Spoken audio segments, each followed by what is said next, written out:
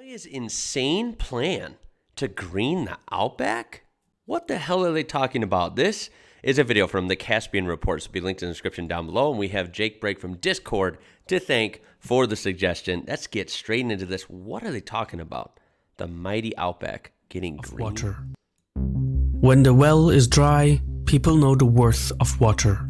Sitting on the southern hemisphere's subtropical belt, Australia is the driest inhabited continent on Earth. Wow. A vast desert dominates its interior, confining major settlements to the coast. But since the 1930s, major infrastructure projects have been proposed to master the country's forbidding geography. Proponents argue that the vast deserts can be converted into arable land by redirecting coastal floodwaters inland. By doing so, Australia could become a regional breadbasket, meeting... This is such a unique concept. Unique's not the right word, I'm sorry. This is such a fascinating concept. Because somewhere like Australia, right, that has just such a huge chunk of land that is so arid and barren and dry, you'd think nature is powerful and nature is the way it is, right? How can you really manipulate that? But I suppose on paper it could be done. Paper transferred to real life is always a different story. This is really interesting and quite the big project to attempt, I would imagine. Let's find out more. The consumption needs of a growing population across Asia. Australian lawmakers have long feared being eclipsed by their Asian rivals, and the plan to green the Outback might be enough to boost economic development and raise Australia as an important regional power. Wow. For Australians, this mega project would provide both economic benefits and a sense of national purpose. Desert greening efforts are already underway, and advocates are pushing the government to expand these plans even further. Yet not all are convinced. Critics say the plans are unfeasible due to costs, logistics, and environmental impacts. That was my first thought, is how much is this going to cost? That sounds like a mega project, sounds like manipulating a very dry place, trying to turn it into the opposite biome, right? Somewhere green and with water. Just sounds really tough to do and really expensive. Go ahead and tell me in the comments down below your thoughts on this, regardless of the facts we learn and their plan. Is this something you think would benefit you and your country in Australia if you're watching from there? Or do you oppose this for certain reasons that you can tell me down below? I'd love to hear.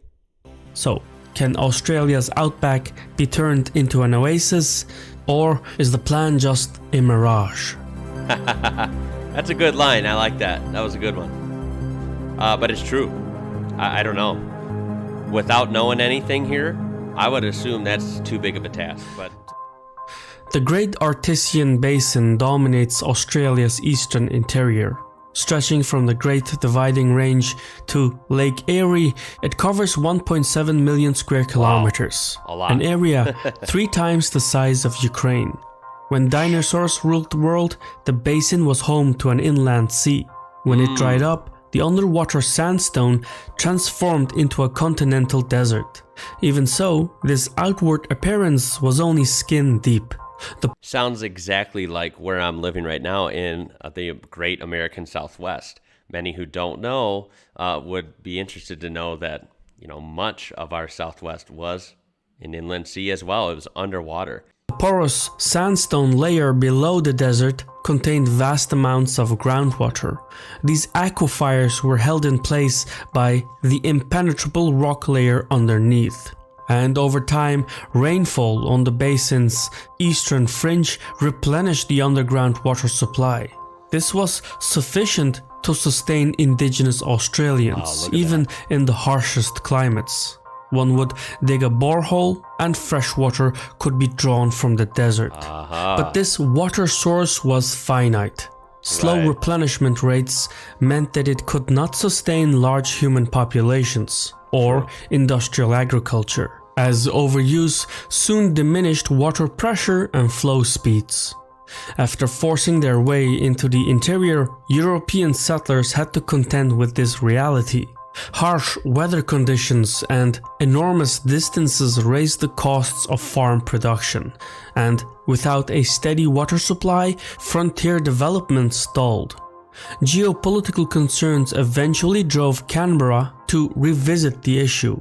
In February 1942, 3 months after Pearl Harbor, Darwin was attacked by Imperial Japan. Jeez. Meeting little resistance, Japanese planes snatched an easy victory, dropping more bombs on the Australian town than they had on Hawaii.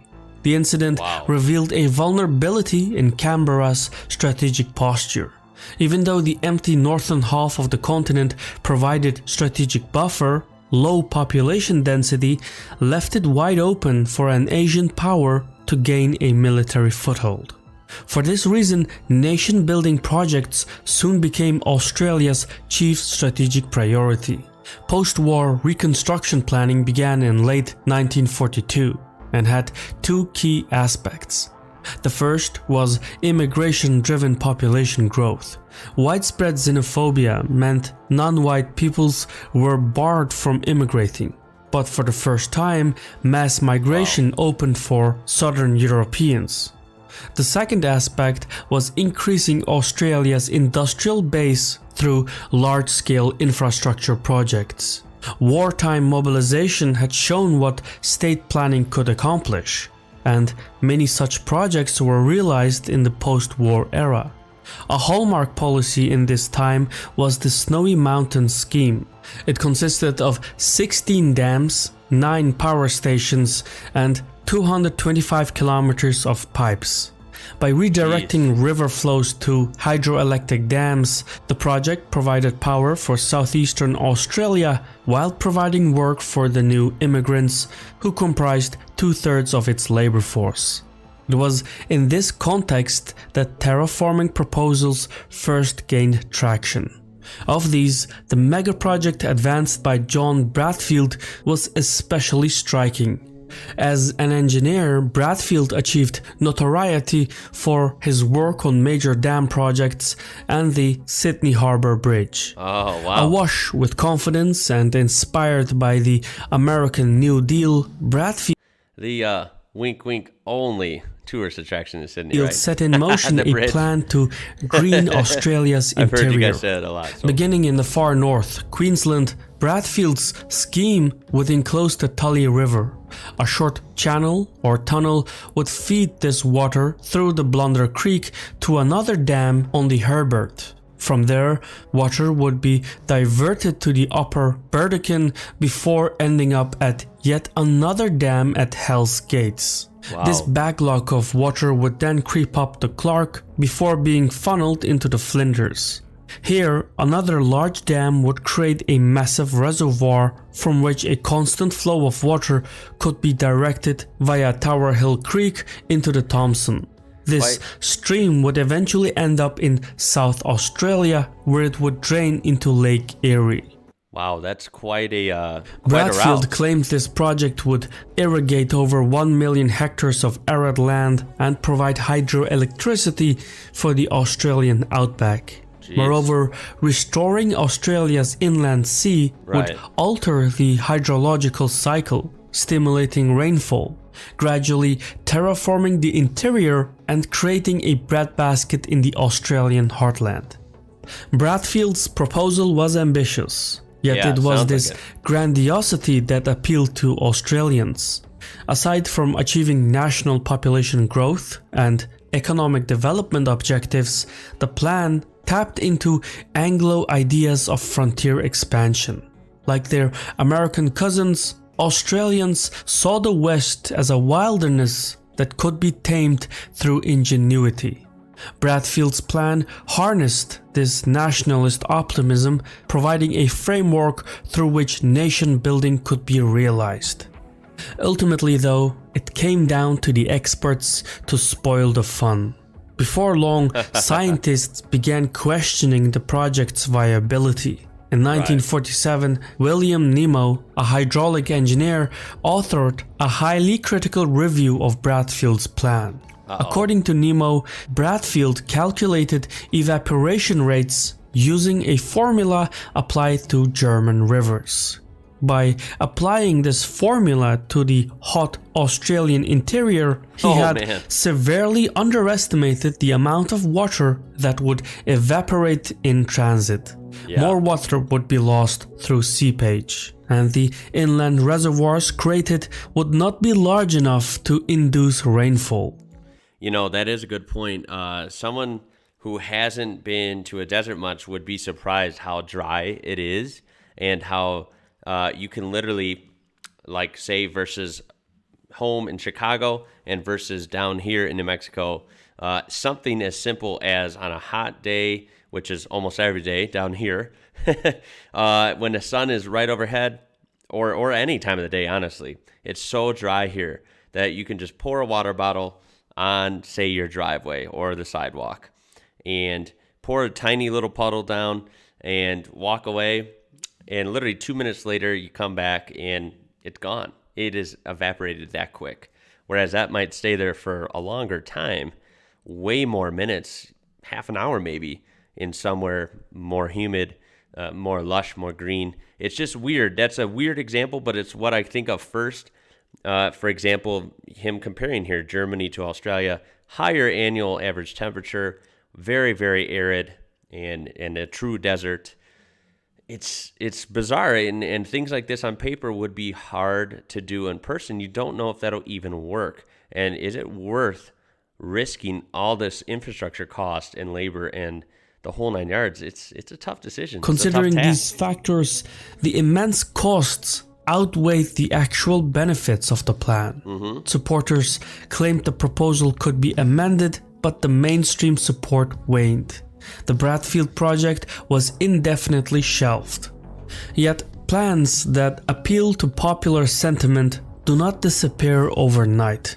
And over the years, a vocal minority has pushed governments to reconsider Bradfield's idea. The realization of similar projects has helped this along.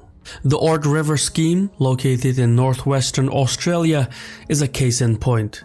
This mega project created several inland reservoirs irrigating the Kimberley region. Despite a rocky start, the mega project improved agricultural conditions in the surrounding valley. Yet soil quality remained a stumbling block, and the soybean and sandalwood crops it produced required little maintenance, thus doing little to create new jobs. Nevertheless, by the 2010s, emerging Asian export markets meant the project was becoming economically viable. Since then, terraforming projects have gained renewed appeal. In the East, these financial incentives blended with the need to address unpredictable weather patterns. Since the year 2000, coastal floods and inland droughts have become more frequent. Bradfield advocates seized their chance to appeal to common sense. That seems to be a theme in just the last 20 years. But, you know, there's have been eras like this way in the past as well. I'm talking about hundreds and thousands of years ago alike. But just something to know, in the last 20 years, I think from my perspective, you know, the Australians and especially here in America, I think we can kind of relate on this. It seems like the weather extremes are getting more extreme and happening more often. It seems to be the case in both. Why? By the way, keep I know this happens everywhere in the world, weather extremes and stuff. One that's really relevant right now, close to me, is the beautiful state of New Mexico here. There are so many residents that are losing their businesses, their homes. This is the driest state in the country right now. It has been that way for a couple years, at least, maybe even more. And there has been no rain at all since we have even lived here. It is super hot, super dry, and there are wildfires all over the state. So please keep people who have been affected by this in your thoughts and prayers. Why not move coastal floodwaters to the drought-ravaged interior? Revised proposals were not long in coming. In 2020, Queensland's opposition party made the policy a cornerstone of their election campaign. Centered on Hell's Gates Dam, this plan would feed water through tunnels underneath the Great Dividing Range to the Warragay River. This would then connect the dam to the Murray-Darling Basin, creating a food bowl near the town of Hughenden. which in turn would irrigate roughly 8 million hectares of black soil plains, an area the size of the Czech Republic, which could be used to export crops like cotton, sugarcane, wheat, tobacco, cereals, and vegetables. So while the old Bradfield project was partly designed to ward off Asian powers, the new Bradfield project would aim to feed them. Even though the opposition lost the election, the Queensland government has commissioned a feasibility study. The federal government also recently pledged 5.4 billion Australian dollars towards the Hellgates Dam. However, nature does not sit idly by while humans enact their plans upon it. And in the years since Bradfield first proposed his scheme, new political obstacles have emerged. Views on water management have changed. Coastal waters flowing into the ocean are no longer considered wasted, as they support fragile ecosystems which could collapse if flows are diverted. The increased pollution and runoff caused by mass agriculture could also threaten the Great Barrier Reef, already experiencing an ecological crisis due to coral bleaching. Wow, that's terrible. So for many Australians, the benefits of the plan are not worth the environmental damage. It's also unclear how the project will affect Indigenous communities. Bradfield's plan was originally formulated when Indigenous Australians had no political voice. The original inhabitants of the Outback were simply driven away from their waterholes at gunpoint. Not again, this right? is no longer the case. And ever since Australia's High Court recognized native land rights in 1992, development proposals must accommodate the needs of the Indigenous population. Large-scale infrastructure projects are thus open to legal challenges, which could cost the government both time and money. So until the Bradfield plan has actually been executed, proponents should believe none of what they hear and half of what they see.